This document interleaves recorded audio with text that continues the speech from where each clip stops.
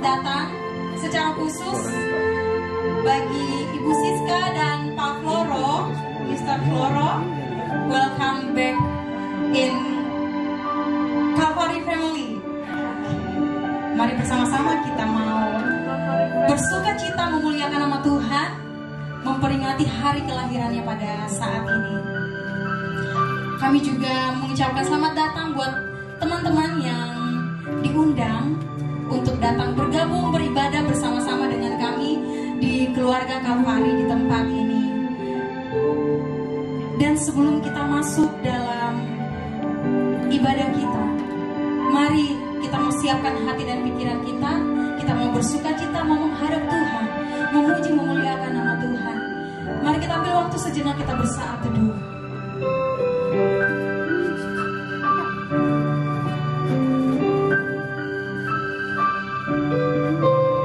Ya Tuhan, kami percaya Kau adalah Tuhan Allah kami, Juru Selamat kami.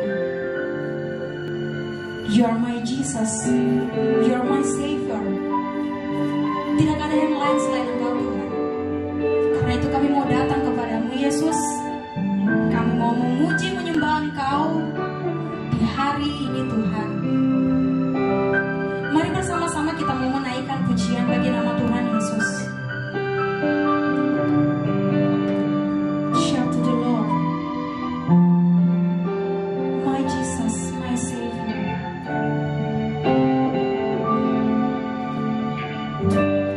My Jesus, my Savior, Lord, there is none like you. All of my days, I want to praise the wonder of your mighty love. My comfort, my shelter, my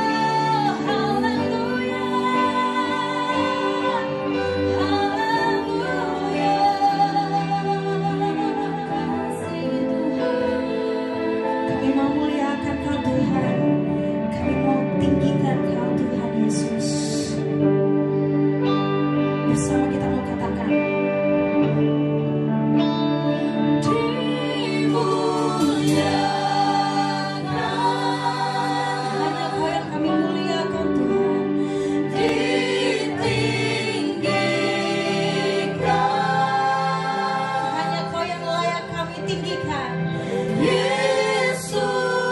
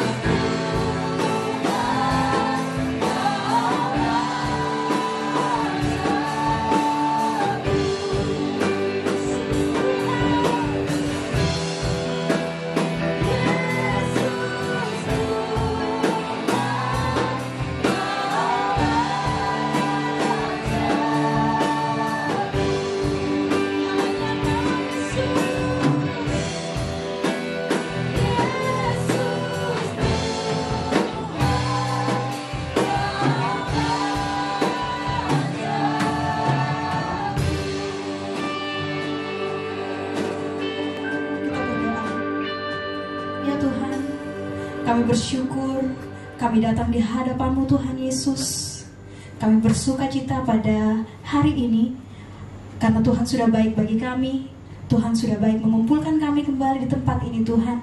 Kami bersuka cita atas hari kelahiran-Mu. Kami memperingati hari ini Tuhan.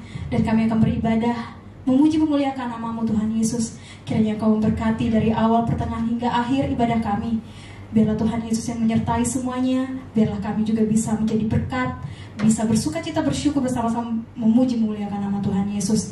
Kami serahkan semuanya ke dalam tangan kasih-Mu. Hanya di dalam nama Tuhan Yesus kami berdoa dan bersyukur. Haleluya. Amin. Amin. Saya mau sapa kembali jemaat Tuhan. Shalom. Shalom. Selagi saya sapa. Shalom. Shalom. Ada sukacita untuk muji nama Tuhan. Amin. Boleh beri salam kiri kanan Anda, katakan mari kita bersuka cita, kita datang kepada Tuhan, membawa pujian kita kepada Tuhan. Kita mau nyanyikan gloria kita bagi Tuhan, karena Tuhan kita Allah yang besar.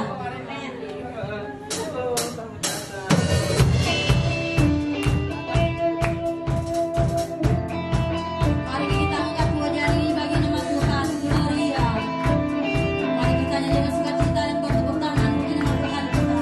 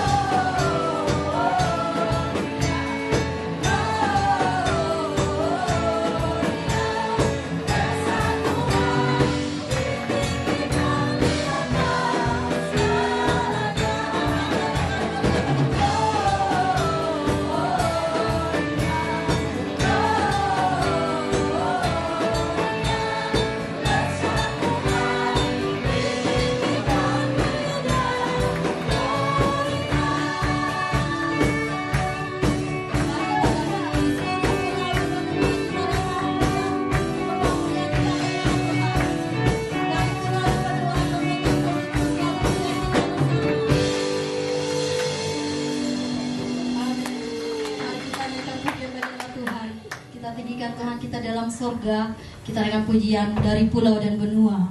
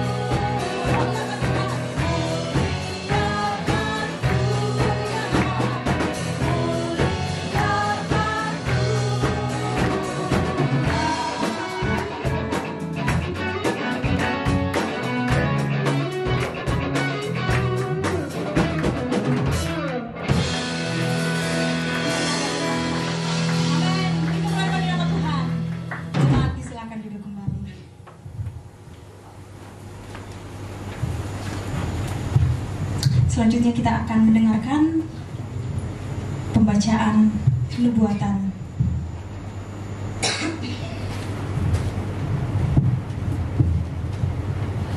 Pembacaan nubuatan Mika 5 ayat yang pertama. Tetapi engkau, hai Betlehem Efrata, hai yang terkecil di antara kaum-kaum Yehuda, daripadamu akan bangkit bagiku seorang yang akan memerintah Israel, yang permulaannya sudah sejak purbakala, sejak dahulu kala. Zakaria 9 ayat 9. Bersorak-soraklah dengan nyaring, hai putri Sion, Bersorak-sorailah, hai putri-putri Yerusalem. Lihat, rajamu datang kepadamu. Ia adil dan jaya. Ia lemah lembut dan mengendarai seekor keledai. Seekor keledai beban yang mudah. Yesaya 9 ayat 5. Sebab seorang anak telah lahir untuk kita, seorang putra telah diberikan untuk kita. Lambang pemerintahan ada di atas bahunya, dan namanya disebutkan orang Penasihat Ajaib, Allah yang perkasa, Bapa yang kekal, Raja Damai. Demikianlah pembacaan nubuatan. Sekali lagi kita mau memuji memuliakan nama Tuhan dengan pujian Gita Sorga Bergema.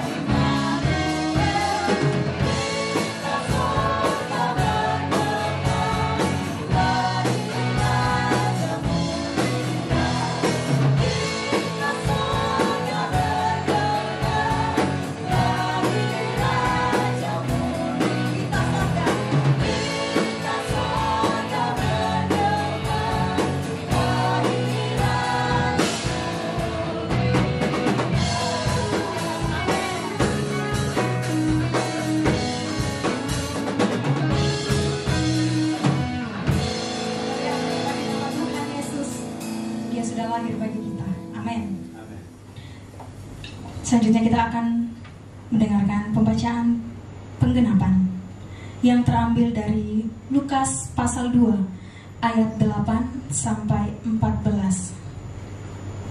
Firman Tuhan, di daerah itu ada gembala-gembala yang tinggal di padang menjaga kawanan ternak mereka pada waktu malam. Tiba-tiba berdirilah seorang malaikat Tuhan di dekat mereka, dan kemuliaan Tuhan bersinar meliputi mereka, dan mereka sangat ketakutan. Lalu kata malaikat itu kepada mereka, "Jangan takut, sebab sesungguhnya aku memberitakan kepadamu kesukaan besar untuk seluruh bangsa. Hari ini telah lahir bagimu juru selamat, yaitu Kristus Tuhan di kota Daud. Dan inilah tandanya bagimu. Kamu akan menjumpai seorang bayi dibungkus dengan lampin dan terbaring di dalam palungan." Dan tiba-tiba tampaklah bersama-sama dengan malaikat itu sejumlah besar bala tentara sorga yang memuji Allah. Katanya, "Kemuliaan bagi Allah di tempat yang maha tinggi, dan damai sejahtera di bumi di antara manusia yang berkenan kepadanya." Amin.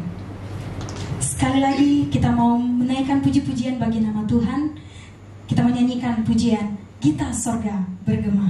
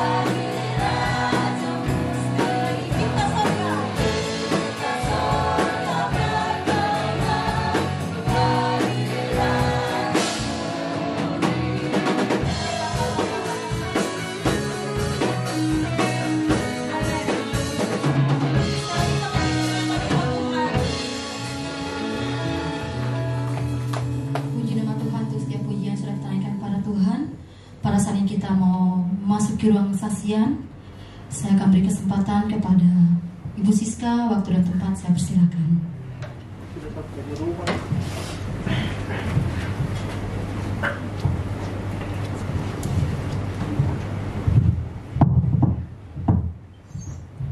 Shalom semuanya. Shalom.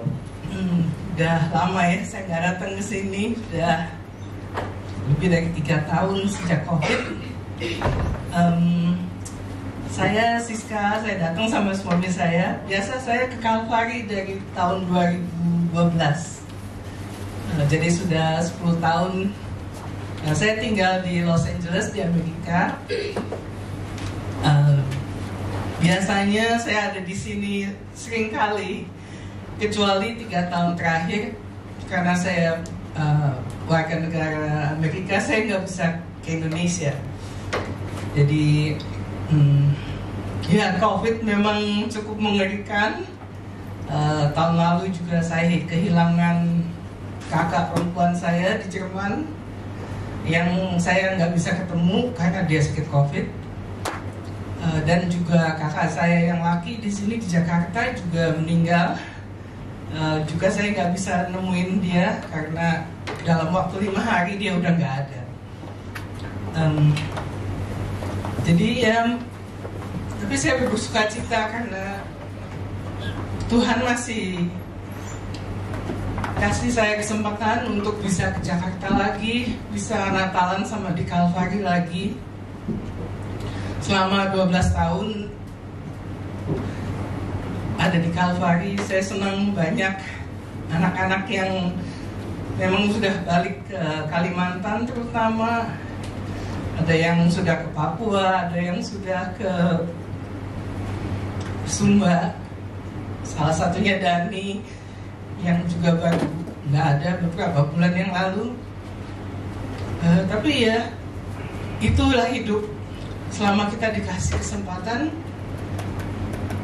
kita harus pakai untuk mau mengenal Tuhan. Karena kalau saya nggak kenal Tuhan, saya nggak berjalan bersama Tuhan, hidup ini berat.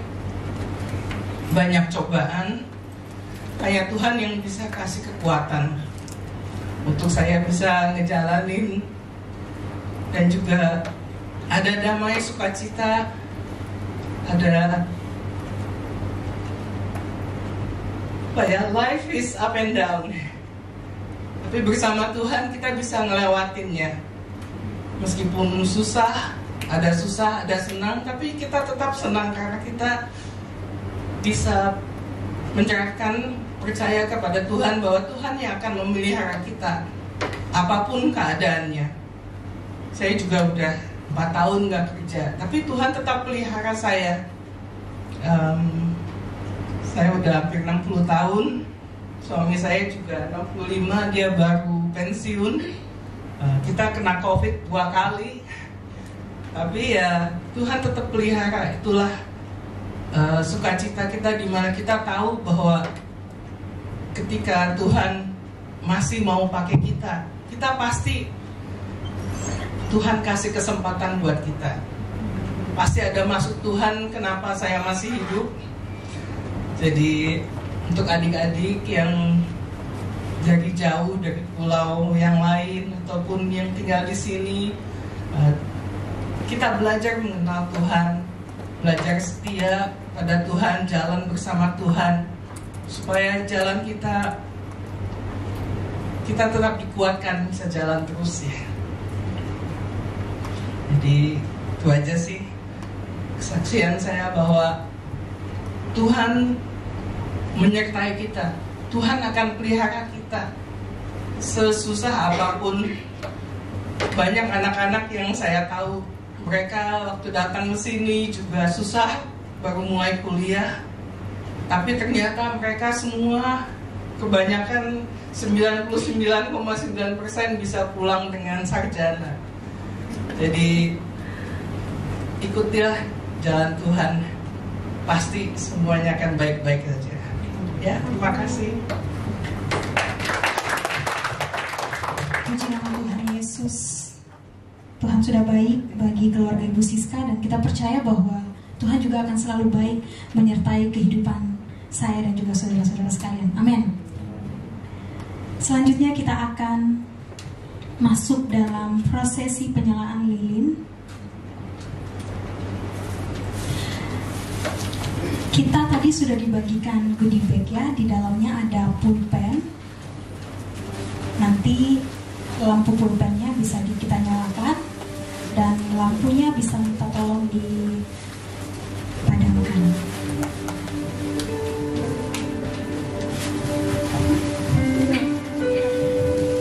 Kita mau memuji nama Tuhan Yesus dengan pujian. Oh holy night, the stars are brightly shining. Kita menyatakan pujian ini.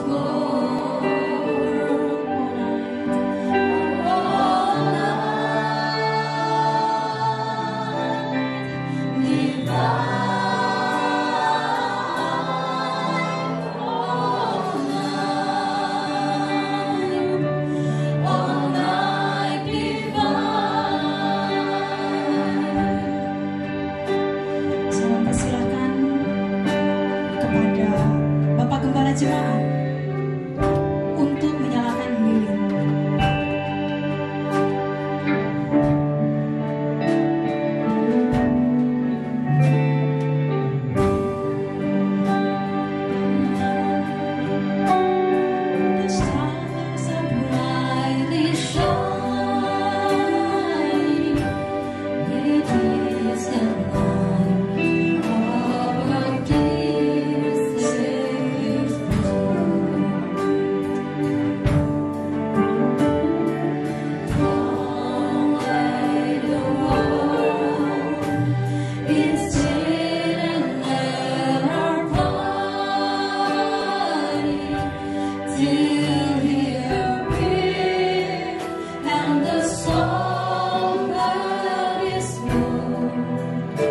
Yang kedua, perwakilan jemaat dari Ibu Siska untuk menyalakan lilin.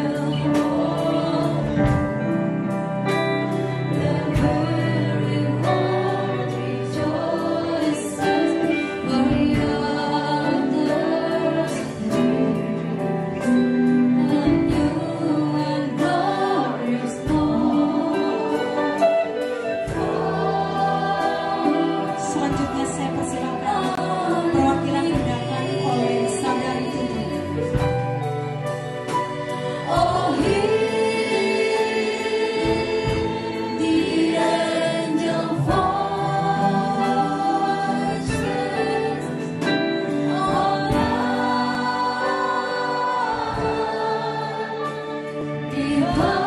Mari jemaat Tuhan kita bangkit berdiri. All night, when Christ was born.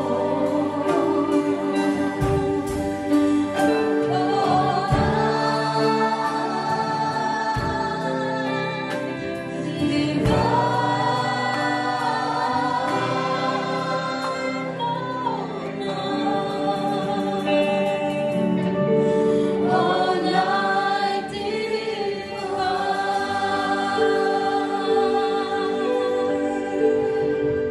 lampunya boleh dinyalakan kembali. Jemaat Tuhan dipersilakan duduk kembali.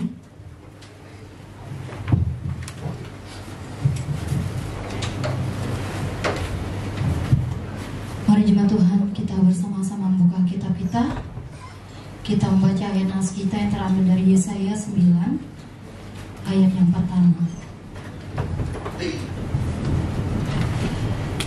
Yesaya 9 ayat yang pertama. Kita baca ayat firman Tuhan ini secara bersama-sama. Kalau sudah dapat semua, Yesaya 9 ayat yang pertama. Mari kita baca ayat firman Tuhan ini secara bersama-sama. 1, 3. Bangsa yang berjalan di dalam kegelapan telah melihat terang yang besar. Mereka yang diam di negeri kekelaman, atasnya terang telah bersinar. Sekali lagi kita ulangi. Yesaya 9 ayat yang pertama. 1, 3. Bangsa yang berjalan di dalam kegelapan telah melihat terang yang besar. Mereka yang diam di negeri kekelaman, atasnya terang telah bersinar. Puji nama Tuhan.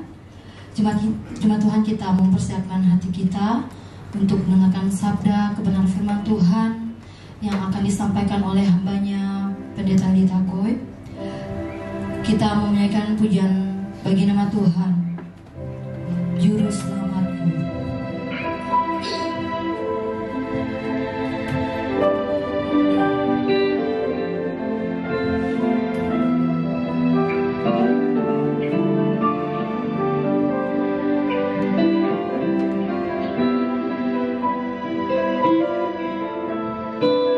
Walau kau harus berjalan dalam lembah kegelapan, perlindungan-Mu Tuhan selalu nyata dalam kehidupanku.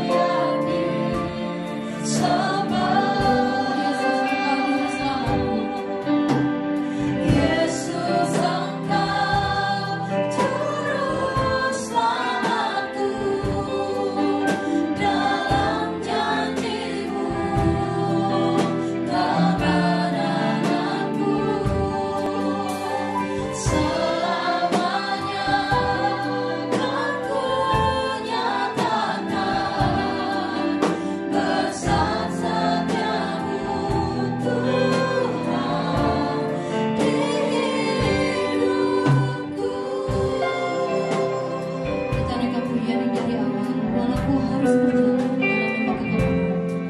Sekali lagi saya mau jaga Tuhan bersama-sama bangkit berdiri.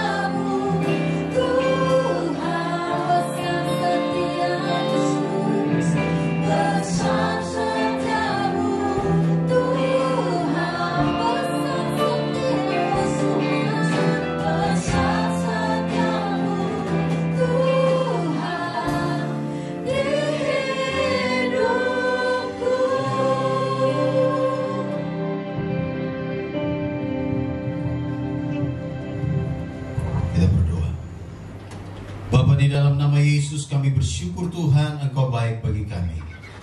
Kami bersyukur karena ada kesempatan untuk kami untuk beribadah bersama-sama, secara khusus untuk merayakan Natal, merayakan kedatangan Tuhan Yesus untuk menyelamatkan kami manusia yang berdosa. Terima kasih Tuhan Yesus, terima kasih. Tiba saatnya bagi kami untuk merenungkan firman-Mu. Kiranya Tuhan kuasai hati dan pikiran kami. Tuhan tolong hamba yang menyampaikan firman Tuhan dan setiap jemaatku yang mendengarkannya. Biar beberapa menit ke depan ini kami semua boleh meneduhkan hati kami. Kami boleh diberkati oleh firman-Mu. Dan ketika kami pulang dari tempat ini, kami pulang dengan sukacita surgawi. Kami pulang dengan kemenangan. Kami pulang dengan berkat-berkat baru dari Tuhan. Dan kami siap untuk menghadapi tantangan di tahun depan dengan penuh kemenangan bersama dengan Tuhan. Dan kami akan melihat Tuhan membuat kami menjadi lebih daripada pemenang. Terpuji nama Bapa, terima kasih, ini doa kami. Di dalam nama Tuhan Yesus kami berdoa dan menyerahkan pemberitaan firman Tuhan ini. Haleluya. Amin. Silakan duduk kembali.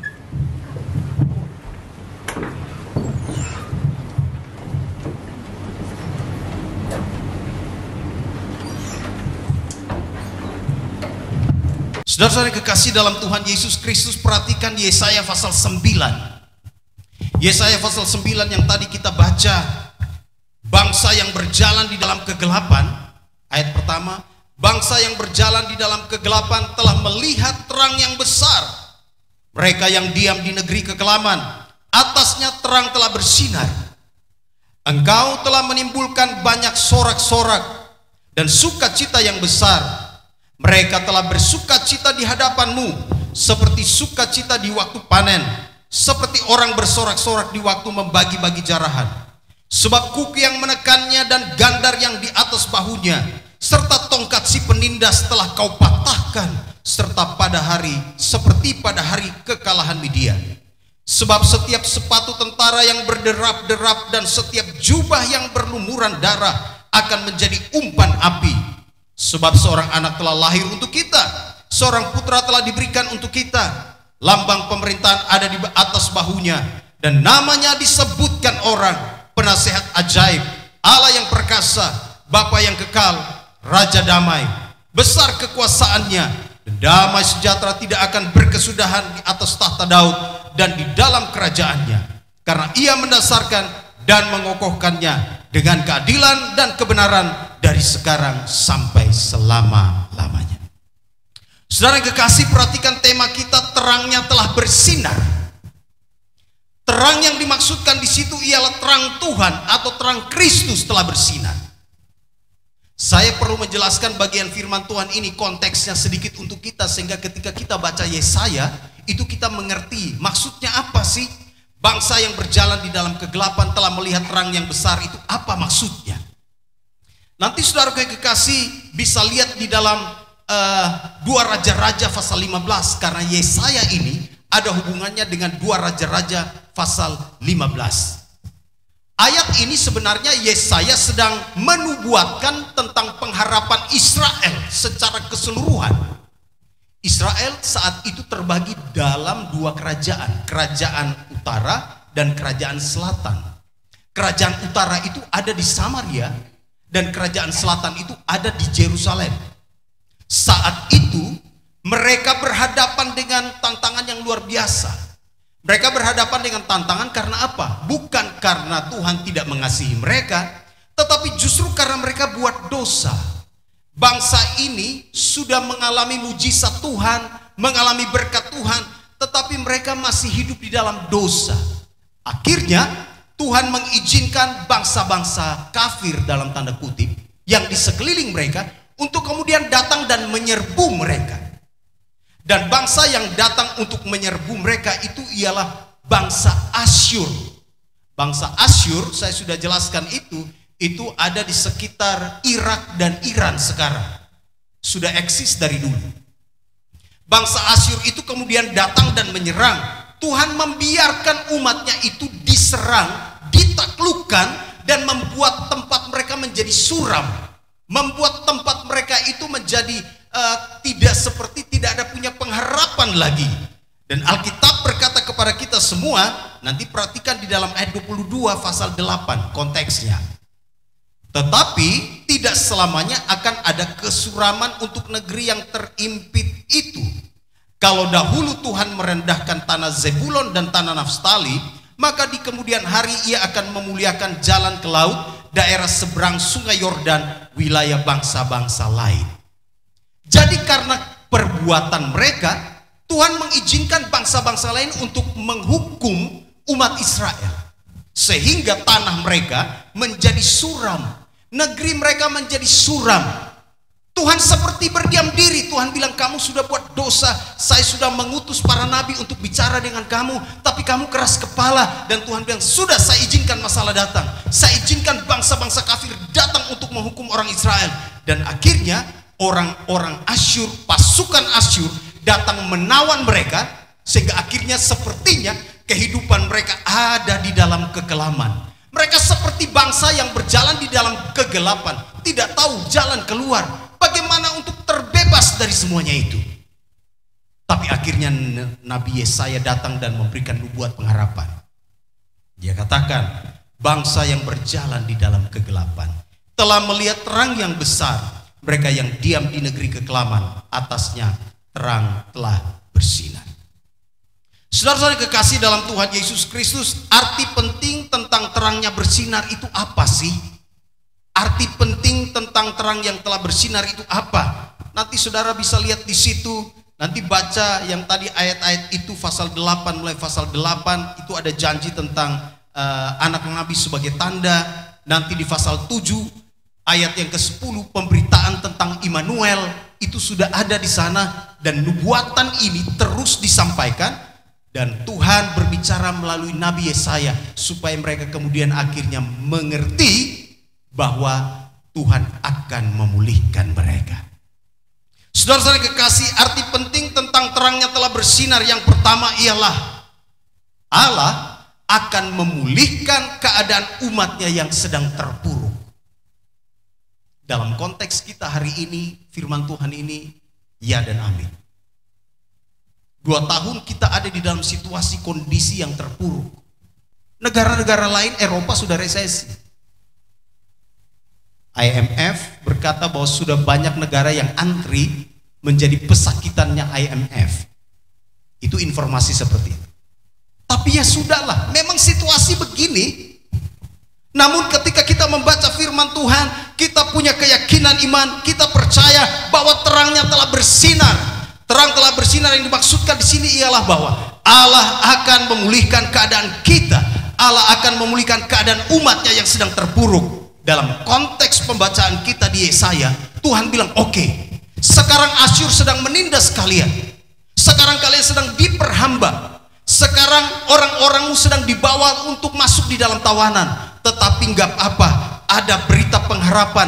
Yang penting kalian kembali kepada Tuhan. Yang penting umat Israel diminta oleh Nabi Yesaya untuk kembali mencari Tuhan, datang kepada Tuhan. Dan akhirnya Tuhan akan memulihkan keadaan mereka yang terpuruk. Dan itu sebabnya pasal 9 ayat 1 berkata, bangsa yang berjalan di dalam kegelapan telah melihat terang yang besar. Terang yang besar yang dimaksudkan apa? Itu yang tadi saya katakan. Terang yang dimaksudkan itu bicara tentang pemulihan Tuhan. Saya coba cek di dalam bahasa asli, bahasa Ibrani. Yang dimaksudkan dengan melihat terang yang besar, melihat campur tangan Tuhan untuk memulihkan umatnya. Tuhan akan menyatakan kuasanya. Kesuraman yang terjadi di Israel itu akan Tuhan akan menyingkirkan kesuraman itu. Tuhan akan menerbitkan terang, dan terang akan bersinar bagi Israel. Saudara, nanti saudara baca 2 Raja-Raja 15 ayat 29. Ini ada hubungannya dengan apa yang saya khotbahkan. Raja Asyur yang namanya Tiglat-Pileser itu tahun 734 sampai 733 sebelum Masehi itu dengan pasukannya datang untuk menyerang Israel. Datang untuk memporak-porandakan Israel. Tapi janji Tuhan ya dan amin.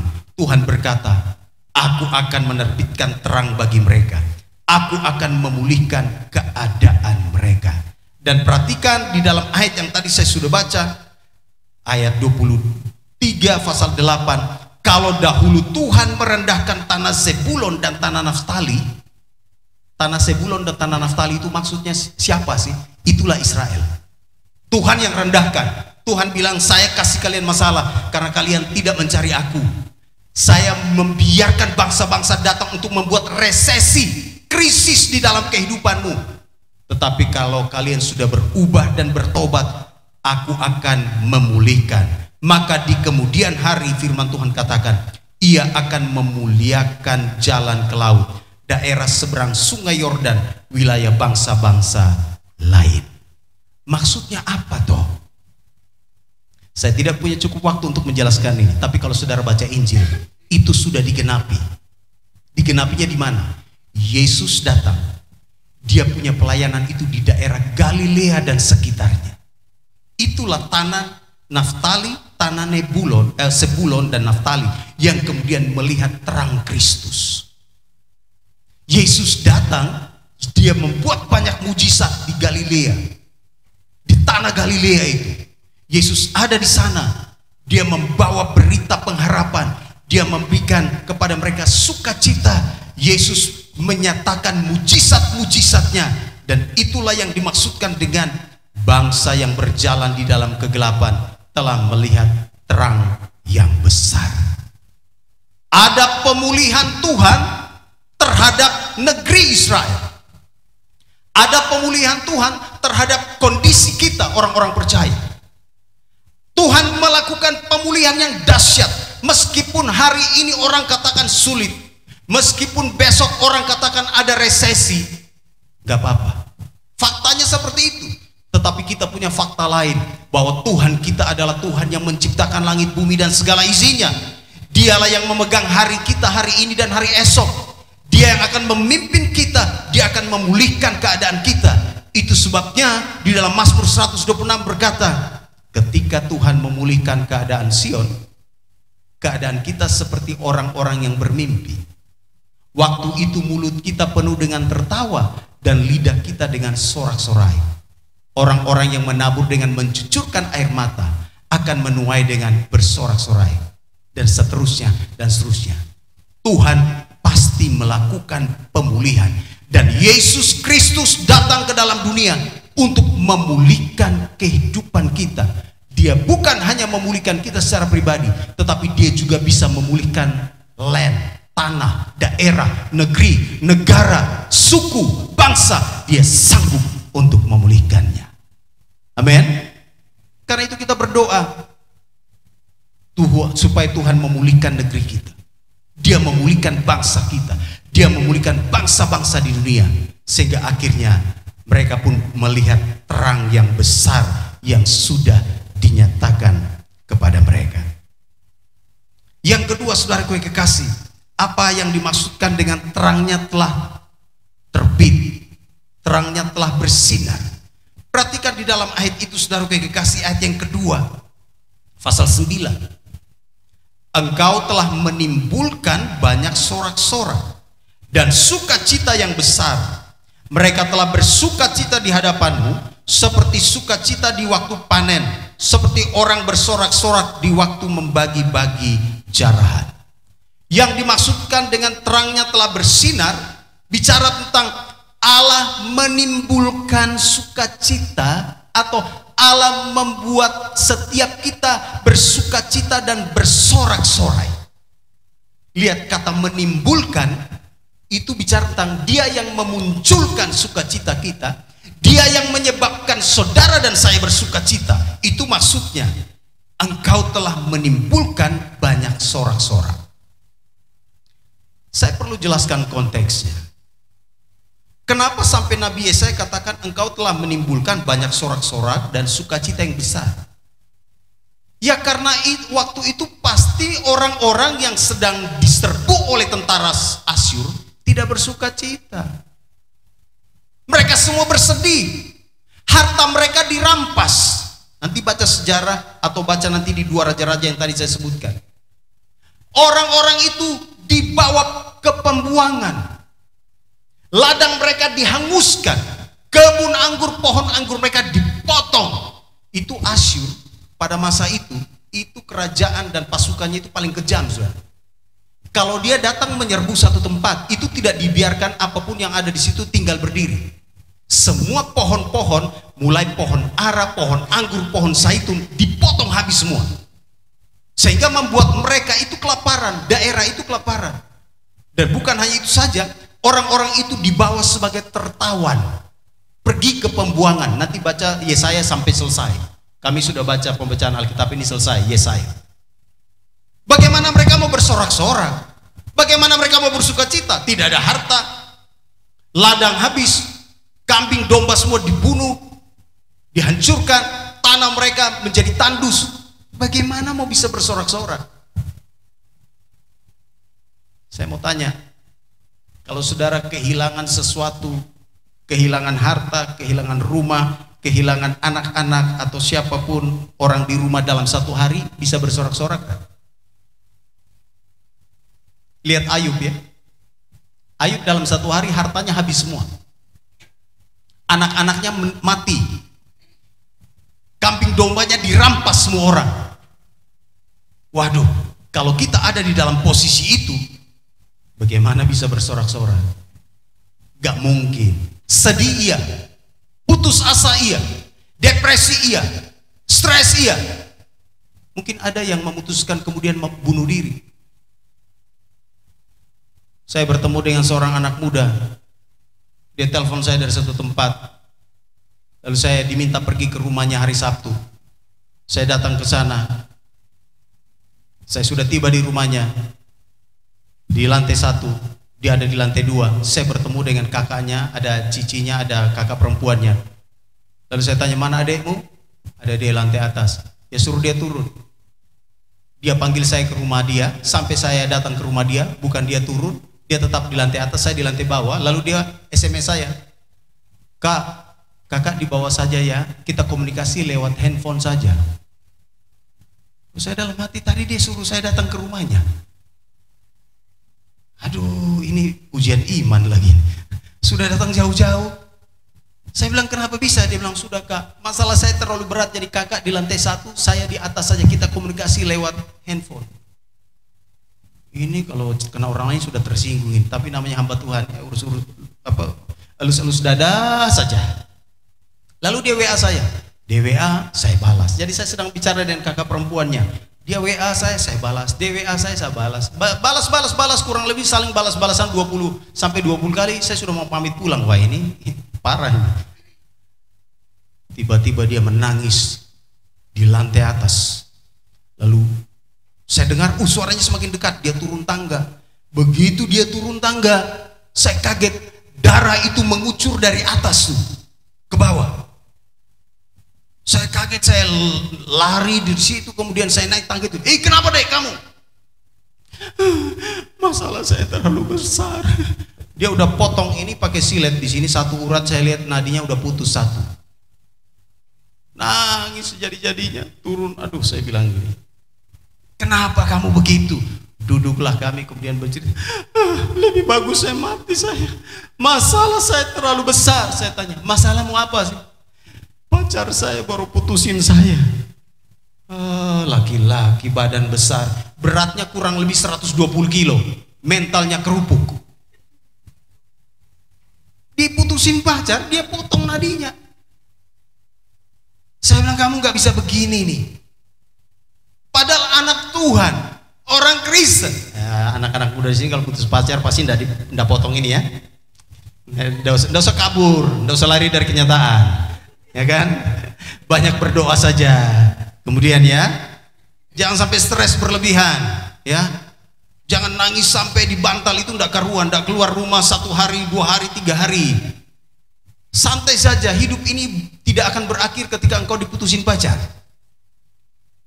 Waktu Yesaya bilang kepada orang-orang Israel, dia bilang begini, sudahlah, tenanglah. Memang hari ini kamu sedih, memang hari ini kamu sepertinya kehilangan sukacita, tetapi Tuhan akan menyatakan kuasanya. Dia akan menimbulkan sukacita dan sorak-sorai. Ayat itu katakan, bahkan mereka akan bersukacita sama seperti sukacita orang waktu panen. Yang bikin ladang ini pasti tahu, anak petani itu pasti tahu soal gini nih. Ya.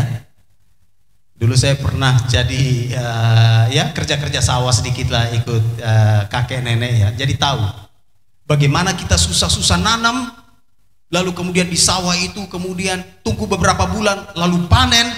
Waduh, begitu panen, senang sekali. Rasa-rasanya kita tidak mau pulang rumah, tinggal di sawah itu bikin pondok kecil untuk lihat terus ini padi lama-lama mulai membesar, bulir, bernas, luar biasa, senang, ada sukacita tersendiri.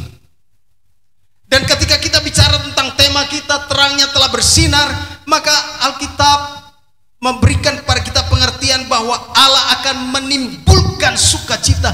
Dia memberikan sukacita, dia membuat kita bersorak-sorai meskipun kita ada di tengah-tengah situasi yang sulit. Meskipun besok kita akan berhadapan dengan tantangan dan masalah, Yesus telah datang ke dalam dunia. Dia membuat kita bersukacita. Kita sekarang menjadi orang-orang yang telah ditebus oleh darah Yesus. Dan kita kemudian bersukacita. Karena apa? Hidup kita, pengharapan kita di dalam Kristus itu pasti adanya. Amin. Masalah itu pasti, tetapi pengharapan di dalam Kristus lebih pasti. Kekuatan, jalan keluar, pertolongan, berkat dari Tuhan itu pasti adanya. Itu sebabnya Nabi Yesaya bilang begini, hei orang Israel, ada janji pengharapan bahwa kamu akan melihat Allah bekerja di dalam hidupmu dan kamu akan menikmati sukacita yang luar biasa, sama seperti sukacita orang waktu panen gandum, panen padi atau panen apa saja, ada sukacita. Karena itu saudara, mari kita rayakan Natal dengan bersukacita. Amin. Masalah ada, ya itu biasa, tetapi kita harus melihat bahwa di dalam Kristus selalu ada sukacita. Kadang-kadang kita cek rekening, anak-anak kos, besok tinggal Indomie 1 bungkus, pikiran juga ya.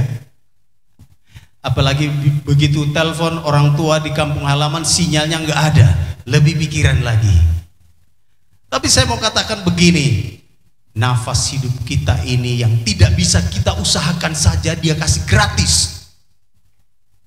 Apalagi hal yang lain, Dia pasti akan memberikan semua yang terbaik kepada kita. Dia akan membuat kita bersukacita. Saya pernah sampaikan ilustrasi ini kepada kita mungkin beberapa tahun yang lalu. Satu kali ada seorang raja. Ada seorang raja,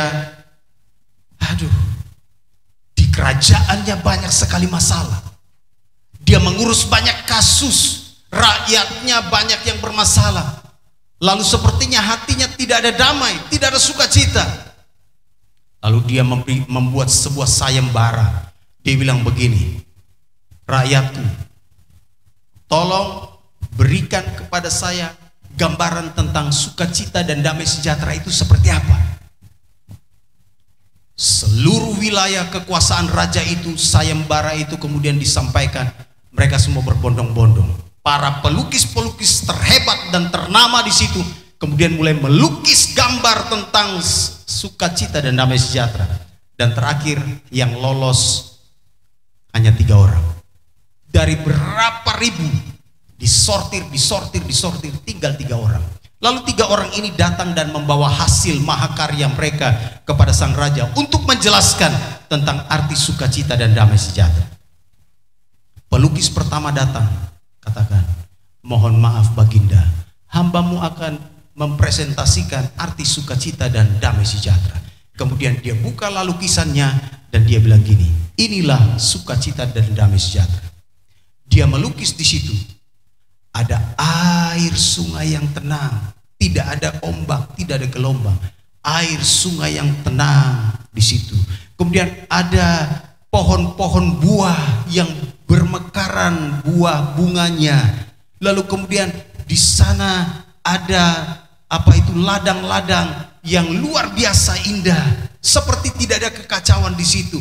Anak-anak petani sedang berlari-larian di sana. Ada yang duduk sedang bermain gitar, ada yang sedang bermain permainan tradisional. Dan dia bilang kepada sang raja, inilah sukacita dan damai sejahtera. Oke? Raja bilang, pelukis kedua silakan masuk. Pelukis kedua masuk, lalu kemudian dia membawa hasil lukisan yang luar biasa sekali. Raja bilang begini, mana itu sukacita dan damai sejahtera? Lalu dia katakan, ini raja, inilah sukacita damai sejahtera. Ada pengantin mempelai laki-laki dan perempuan. Wah, anggun sekali mereka jalan di red carpet itu. Semua orang di situ bertepuk tangan. Di bagian sana ada hidangan makanan yang begitu luar biasa. Di bagian depan itu penjaga-penjaga luar biasa. Pesta itu meriah, semua tertawa. Ada wine di sana dan semua senang sekali. Dan dia katakan, raja, inilah sukacita dan damai sejahtera. Oke. Pelukis yang ketiga masuk. Mohon izin raja saya mempresentasikan. Lalu dia bawa lukisan itu. Raja sempat marah. Saya sudah kasih kamu sayembara berbulan-bulan. Inikah yang kamu lukiskan tentang damai sejahtera dan sukacita? Mohon izin baginda saya jelaskan. Dia sedang melukis ada air terjun yang begitu kacau sekali. Angin bertiup begitu luar biasa.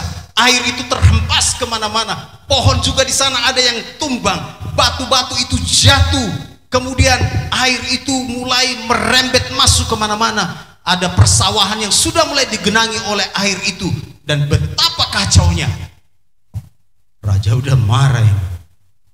Mana damai sejahtera dan sukacita yang kamu maksudkan?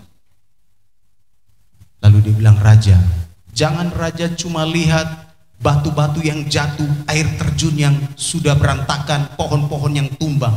Tapi coba raja lihat, ada sebuah lubang kecil di dalam air terjun itu, dan di situ ada sepasang burung kecil yang duduk di situ dan sedang bersiul, tidak menghiraukan semua yang terjadi di sekelilingnya. Dan dia bilang kepada raja, itulah sukacita dan damai sejahtera. Saudara, kadang-kadang orang berkata bahwa damai sejahtera dan sukacita itu ketika semua kondisi kita di sekeliling baik-baik. Tapi pelukis itu katakan bukan itu. Lihat dua burung sepasang itu yang duduk santai. Mereka tenang di lubang itu, meskipun air terjun di situ kacau, pohon-pohon hancur, tapi mereka tetap tenang. Mereka tidak terpengaruh dengan situasi di sekeliling. Saudara-saudara, ketika kita bicara tentang sukacita dan damai sejahtera, itu ada di dalam hati. Yesus datang, dia memberikan sukacita dan damai sejahtera di dalam hati kita. Sehingga meskipun banyak tantangan dan pergumulan yang kita hadapi, kita pasti akan menang dan tenang bersama dengan dia. Sebab di dalam perlindungannya kita akan aman selamanya. Allah Immanuel itu adalah Allah yang menyertai kita hari ini, besok, sampai selama-lamanya. Dan kalaupun Tuhan panggil kita, jangan takut. Tempatnya sudah pasti. Orang-orang yang ada di dalam Tuhan itu perginya jelas tempatnya. Mereka akan pergi ke surga yang abadi. Amin. Maka ada lagu hymns itu yang katakan, ke rumah tempat yang senang, di mana tidak lagi perang dan tidak sukar dan celah, ke situ aku rindulah. Saudara rindu ke surga enggak? Ada orang enggak? Saudara rindu ke surga enggak? Amin. Saudara rindu? Coba tanya orang di sebelah, rindu kan ke surga? Iya. Di surga tidak ada lagi ratap tangis, tidak ada susah-susah bayar uang kos, tidak susah-susah bayar cicilan lagi. Aduh. Di surga tempat yang tenang. Amin. Tapi sebelum pergi ke surga, selesaikan dulu masalah ya.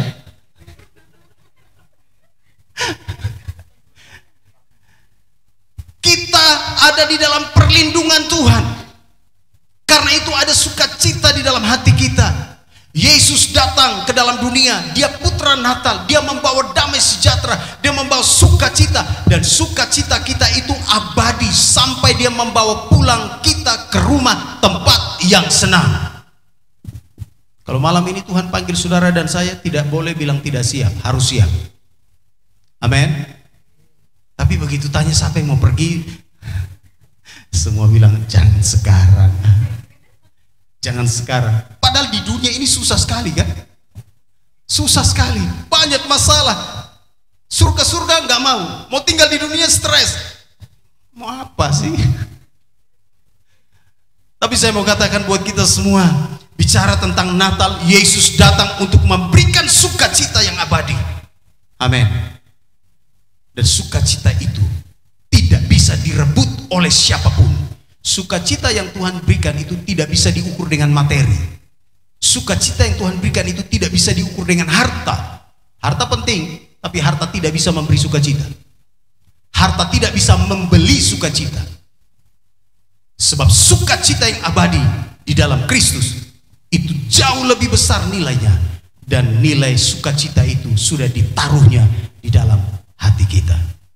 Karena itu saudara perhatikan ketika Yesaya katakan begini, meskipun kamu ada di dalam masalah, pergumulan, bangsa Asyur datang menindas kamu, tetapi jangan kehilangan pengharapan. Karena apa? Dia akan memulihkan engkau, dia akan membuat kamu bersukacita sama seperti sukacita orang di waktu panen.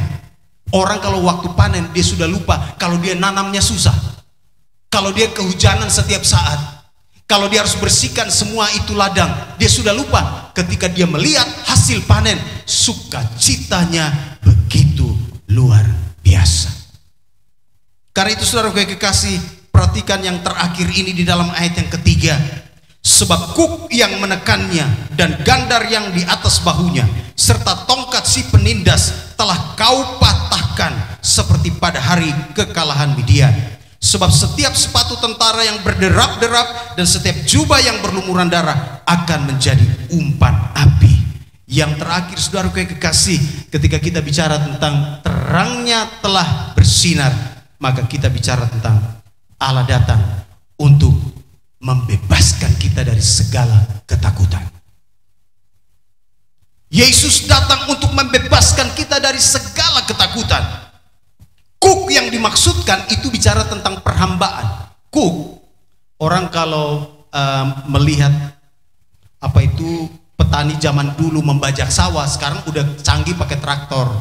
Tapi dulu petani kalau membajak sawah itu ada 2 lembu atau sapi yang dipasang, kemudian di atas kepala 2 lembu atau sapi itu ada kayu, itu yang namanya kuk. Kuk itu ditaruh di situ supaya sapi ini bisa berjalan beriringan, teratur, terarah. Memang kayaknya nggak bebas ya, tapi untuk hasil yang lebih bagus, kuk itu harus taruh di atas kepala itu, dan kemudian mereka dituntun oleh gembala atau petani untuk membajak sawah. Saudara, kuk perhambaan ini bicara tentang dosa. Manusia kita ini semua berdosa dan telah kehilangan kemuliaan Allah. Tidak ada seorang pun yang benar. Segala kesalahan kita itu seperti kain kotor, kata Yesaya. Dan Yesus datang ke dalam dunia, dia datang untuk melepaskan kita dari kuk perhambaan itu. Ingat, kuk ini juga bicara tentang orang Israel yang penuh dengan kejahatan. Mereka hidup jauh dari Tuhan, maka Tuhan menyerahkan mereka kepada penghukuman. Lalu ada berita pengharapan di mana dia datang untuk melepaskan mereka dari kuk yang menekan mereka. Dosa itu menekan dengan berat, tapi Yesus datang untuk membebaskan kita. Dan setiap kita ketika bicara tentang Natal, maka kita bicara tentang Allah datang untuk membebaskan kita dari perhambaan dosa. Saya senang sekali pujian yang selalu kita nyanyikan. Sekalipun dosamu merah seperti kirmisi, akan diputihkan seputih salju. Kurang lebih 2 minggu lalu saya berkhotbah dan saya katakan begini. Beberapa profesor di Amerika berkata bahwa dalam penelitian mereka, dalam 1 hari manusia itu berbuat dosa beberapa kali. Dan mereka coba lebih spesifik lagi, mereka coba buat penelitian. Dalam 1 sampai 5 menit, kurang lebih dalam range waktu 1 sampai 5 menit, setiap orang buat dosa 2 kali.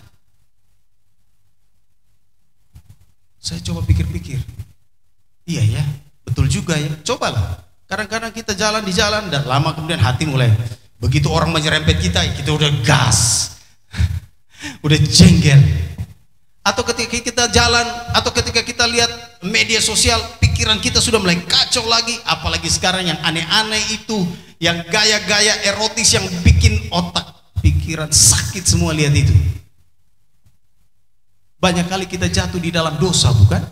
Dan kalau itu dihitung, kalau dalam 1 sampai 5 menit seseorang buat dosa 2 kali, kali saja 1 hari. 1 hari itu 24 jam. 24 jam itu berapa menit? Kali waktu hidupnya berapa? Wah, itu kalau ditumpuk dari sini mungkin ditumpuk sampai ke Bali kali dosa kita. Tetapi Kristus datang untuk melepaskan itu, mengangkat kuk perhambaan dosa itu.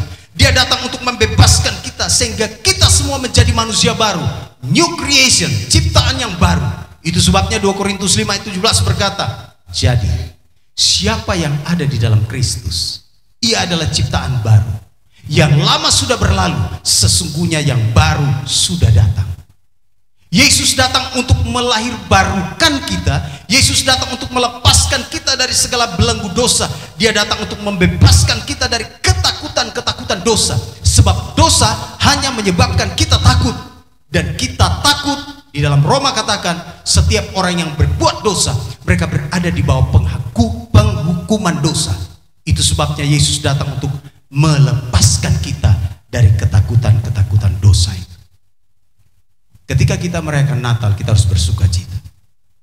Kita harus bersyukur bahwa Yesus telah datang untuk membebaskan kita dari kuasa dosa.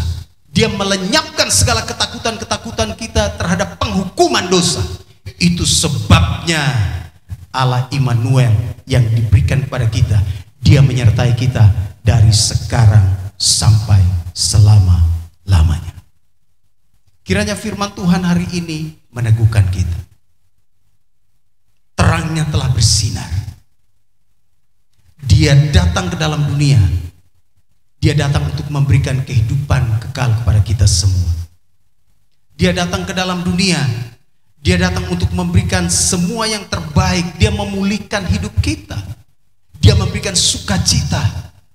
Dia melepaskan kita dari segala ketakutan-ketakutan kita. Dan itu sebabnya ada hope, ada pengharapan. Harus optimis, saudara. Menjalani hidup tahun depan, saudara dan saya harus optimis. Katakan bahwa Yesus datang untuk memberikan terangnya bagi kita. Terangnya itu telah bersinar, dan karena itu kita melihat masa depan dengan sebuah keyakinan bahwa apapun yang terjadi, penyertaan Tuhan sempurna, berkat Tuhan nyata, dan mujizatnya pasti terjadi dalam hidup kita. Terangnya telah bersinar. Mari kita berdoa.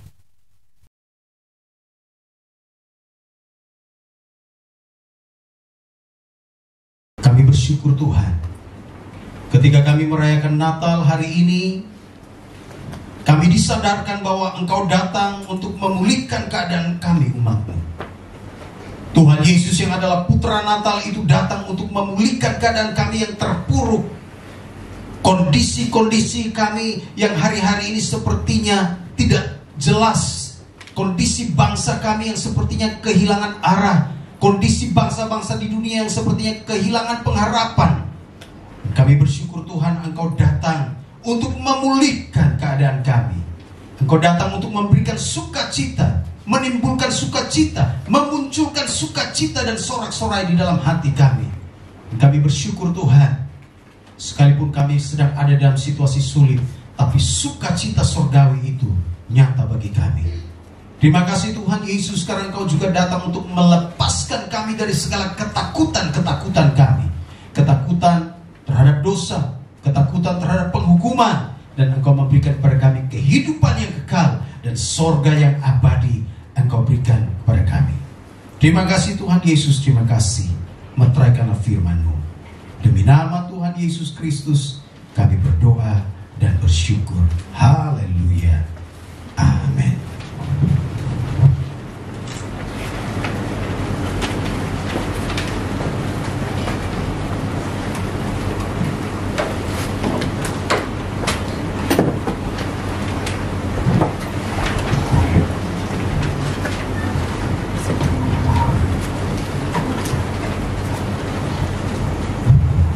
Puji nama Tuhan, kita sudah bersama-sama mendengarkan firman Tuhan.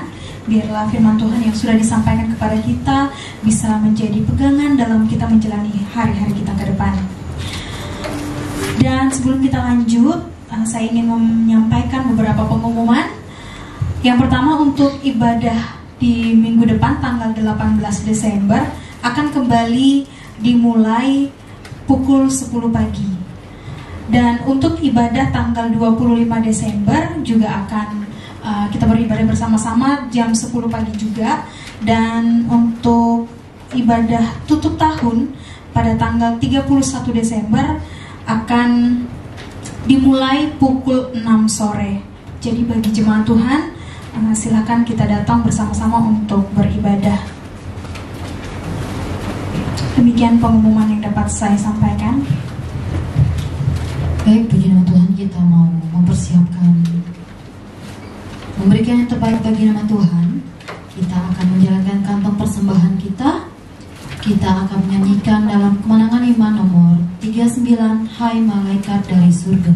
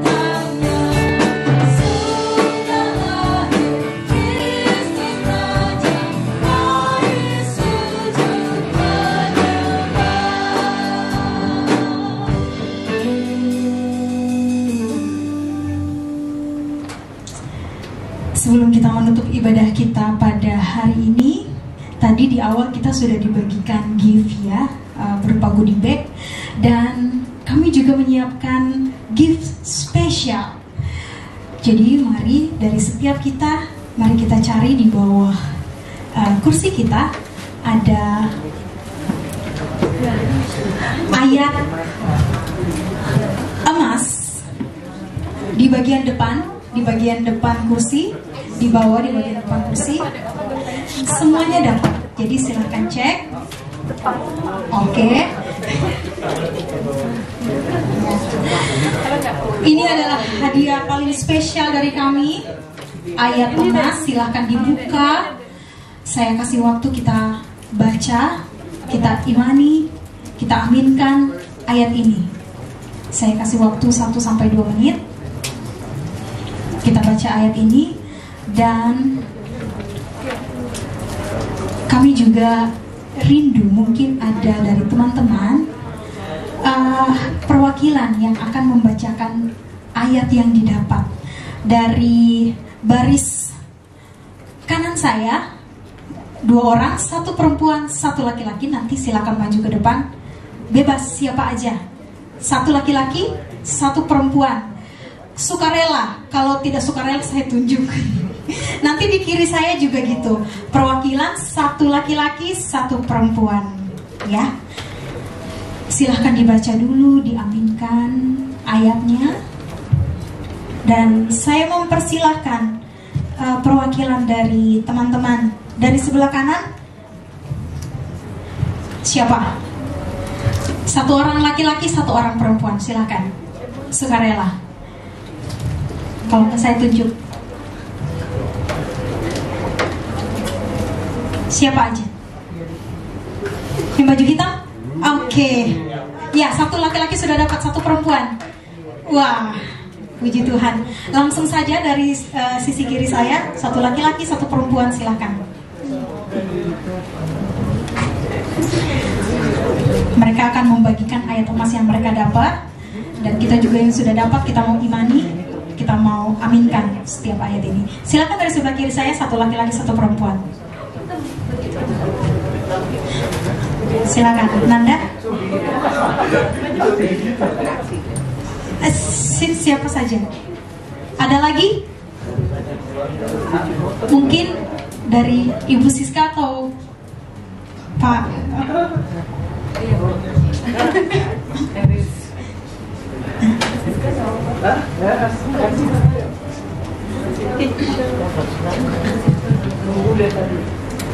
Oke, siapa saja deh dari sebelah kiri. Satu perempuan, silakan biar lengkap nih sepasang. Oke. Oke, ini dia perwakilan yang akan membacakan ayatnya. Silakan sebut namanya dan bacakan ayatnya.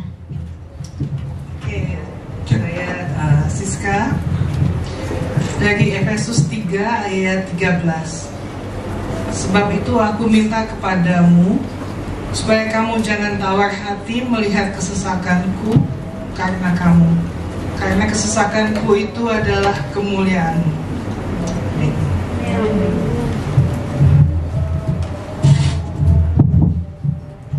Shalom semuanya. Saya Nanda, saya ingin membacakan ayat yang saya dapat di Yakobus 2 ayat 26. Berbunyi, sebab seperti tubuh tanpa roh adalah mati, demikian juga iman tanpa perbuatan adalah mati. Baiklah, shalom semuanya. Saya akan membacakan ayat yang saya dapat, yaitu di Kolose 3 ayat 20. Hai anak-anak, taatilah orang tuamu dalam segala hal, karena itulah yang indah di dalam Tuhan. Amin. Saya Ayung. Firman Tuhan berbunyi demikian, Matius pasal 5 ayat 5. Berbahagialah orang yang lemah lembut, karena mereka akan memiliki bumi. Amin. Silakan duduk kembali. Puji nama Tuhan. Kita sudah dapat ayatnya. Mungkin ayat ini bisa menjadi salah satu teguran atau nasihat bagi kita. Jadi ayat ini benar-benar kita mau imani, kita mau pulang, kita imani, kita aminkan, dan bisa menjadi pedoman kita, pegangan kita untuk menjalani hari-hari kita di tahun depan. Amin. Kita percaya bahwa Dia adalah Allah Immanuel. Dia datang menjadi cahaya dalam kehidupan kita. Dia datang sebagai terang. Dan mari jemaat Tuhan kita bangkit berdiri. Kita mau mengakhiri ibadah kita pada saat ini. Sekali lagi kita mau menaikkan pujian bagi nama Tuhan. Dia adalah Allah Immanuel. Kita nyatakan pujian.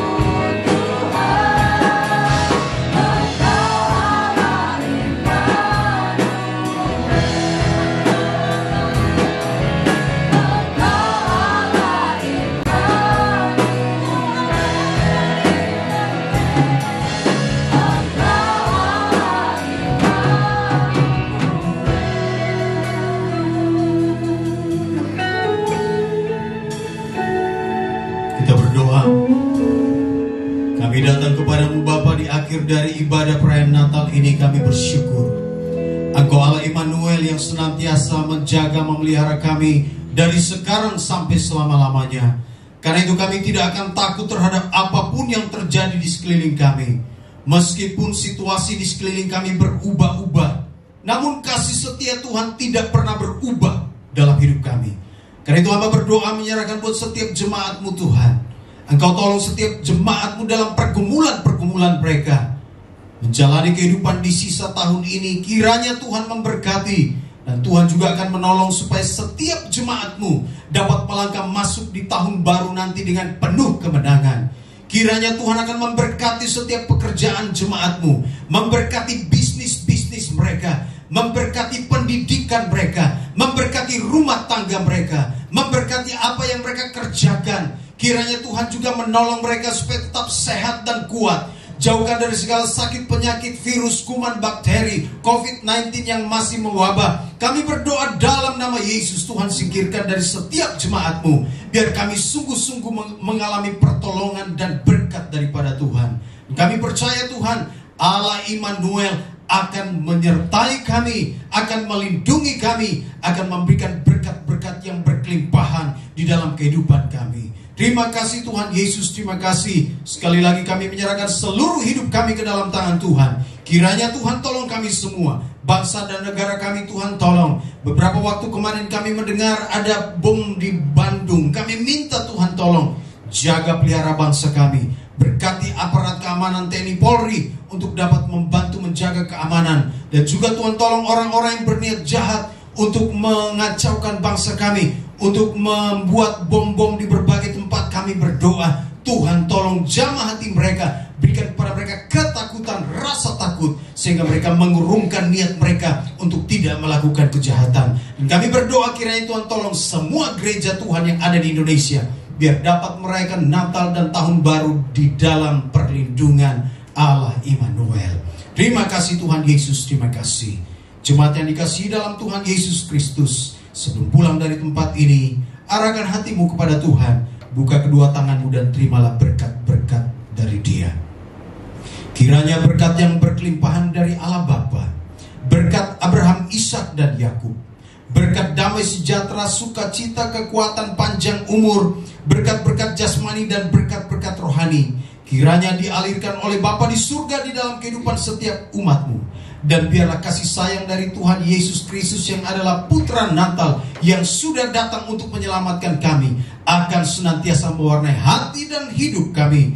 Dan kiranya tuntunan bimbingan Roh Kudus akan membimbing kami semua, mulai hari ini hingga hari Maranatha, hari di mana Tuhan Yesus datang menjemput kami, masuk dan menikmati kemuliaan surga. Dan kami akan tinggal tenang bersama dengan Tuhan Yesus dalam kemuliaan-Mu. Dalam nama Tuhan Yesus, kami terima semua berkat ini. Yang percaya katakan amin. Silakan duduk kembali. Doa teduh Tuhan berkati.